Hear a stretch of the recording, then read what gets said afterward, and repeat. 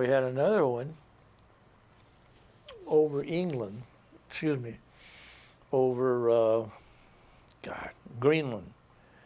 One version of the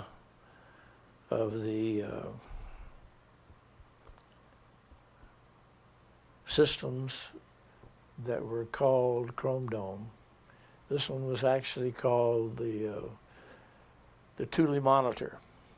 There's an old Danish settlement way up on the northwestern coast of Greenland, which is still part of Denmark, but it's autonomous. They can operate by themselves. There's nothing up there but whales and fish, you know, and Eskimos. But we had a D model B-47 or B-52, which was we had A's through H's. The H's are still flying. Everything else has been chopped up so that the Soviet satellites can count them. Anyway, this H was up there doing their thing, and their thing was important, but it was very simple. They had to have visual and radar sight of the air base at Thule. Because the Pentagon always figured that if the Russians decided to start World War III, the first base they were going to hit would be Thule. Big runways. We did operate bombers out of it occasionally, but just for exercises. But the thing was, if Thule disappeared, we knew that it was because the Soviets had hit it with one or more nuclear weapons. And that was pretty easy to figure out. Yeah, that would be the one they were going to hit because it was the nearest one to Russia. And we did have bombers there almost all the time. So it was called the Thule Monitor. And actually that's what they did. The crew did nothing but monitor Thule. And if Thule ever disappeared, gone, then we knew that World War III had started. And that's truth. So, but that wasn't what happened that day. They had an onboard fire on the bomber, on the B-52. They ultimately found out what it was. It was electromechanical, and one of those devices that was involved with the automatic navigation system had actually burned and caught fire, and that relatively minor fire had caused some of the other electronic elements in the navigator's compartment downstairs in the B-52 to catch fire. And as they caught fire, and there was no sophisticated means of putting that fire out, it actually caused a really dangerous fire, which developed into one of huge significance. And the airplane commander on board, who I believe was a captain, mere captain, but he was in command, and he decided they were not going to be able to stop it. So he ordered the crew to bail out. And I think 3 of those guys, usually it was an 8-man crew, and I think 3 of them were found dead. They weren't able to get to them. It was in the middle of the winter, and that was serious. But it didn't harm anybody on the ground. We did lose a bomber because of it, but it was pretty serious, but it wasn't serious to the population. There's no population there. There are a bunch of Greenlanders and maybe a Dane or 2 and some fishermen. It's way the hell up on the northwest corner of Greenland. It's called Thule. And anyway, those were probably the 2 worst nuclear accidents that we had. We had another bad one, but it was in a missile. At Little Rock Air Force Base, which is near Jacksonville, Arkansas. And 2 maintenance men were performing some routine maintenance on a missile in the ground, Titan II missile. Titan 1s had all been destroyed. They weren't very efficient. Titan 2 was a new missile and was very efficient, and that's just a routine maintenance they were performing. And one of these guys dropped a titanium wrench,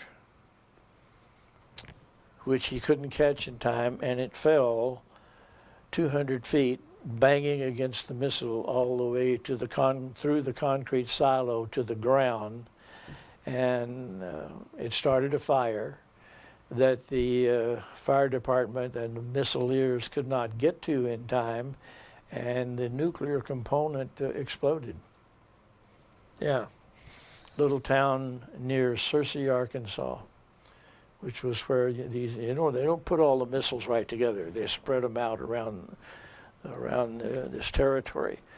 And that Titan II missile was the worst missile accident we've ever had. And a good book was written about it. It was very bad, and there were quite a few people injured and several killed. And ultimately left it to SAC to destroy all the Titan IIs, and we went completely, what's the name? They're all, the Titan 1 and 2 and the Atlas are all gone. And Minutemen, they're all Minutemen now. Very modern, no gas in them that can catch fire or anything like that. So those were probably the three worst accidents we ever had with nuclear weapons. Well, now, Bill, excuse me again for interrupting, but you've got like 5,000 hours of this B-52. What are you doing? Tell us all about a typical day in your life, or some of the things that happened to you during this time period, and keep telling the story. Thank you, sir. Well, one thing about when you have accidents of any kind, you're going to learn something from it. And we did. Every time we had an accident like that, and thank God there weren't very many, we learned a lot about the missile and about how to handle them, how to put out the fire, how to do the necessary repair or whatever. And we did from that one too. And also the D model that caught fire over Greenland. And of course the Danes were ticked off because it's Danish territory, and here we blew up a nuclear weapon, over Danish territory.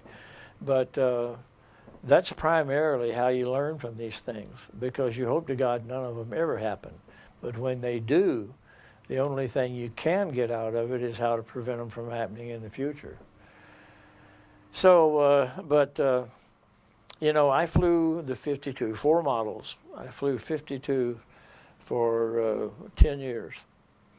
And then I was the commander of the squadron that continued to fly them. So I flew them after that, but only in a supervisory role, because it was the 6-man crew with the possibility of 2 spare crew members, which we did once in a while. But you have to take advantage of those situations, because there isn't any other way. There's no safe way to test a nuclear weapon. I know that sounds horrible, but there isn't.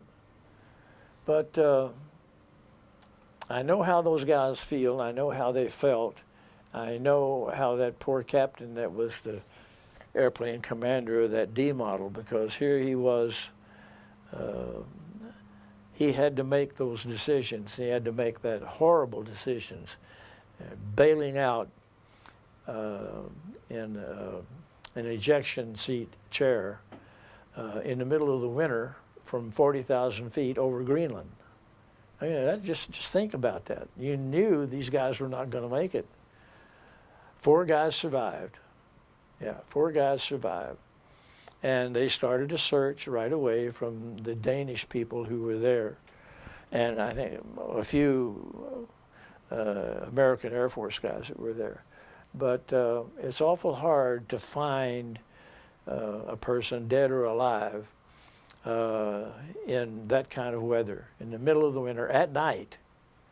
And that's what happened to the 4 that died. They just simply couldn't find them. But that airplane, particularly, I flew the B, that was the first one, and the D, and the F model, which was the one just before the H model. And I mean the G model. And I flew most of my time in the G, which was extremely safe airplane, and had the best safety record of all the B-52s. And it was like a Cadillac. I really enjoyed it. The B-47 was a lot more difficult to fly, and it was dangerous. It really was. They had to have it because they weren't far enough advanced aeronautically to design a perfectly safe airplane. But I loved that B-47. It was such a great airplane to fly. But you had to fly it all the time. You couldn't relax. You really couldn't. We lost quite a few guys because they tried to just relax and enjoy the air. You couldn't do that. You really had to keep your hands on the controls and fly it all the time. And I got away with it. I never had a problem with it. Well,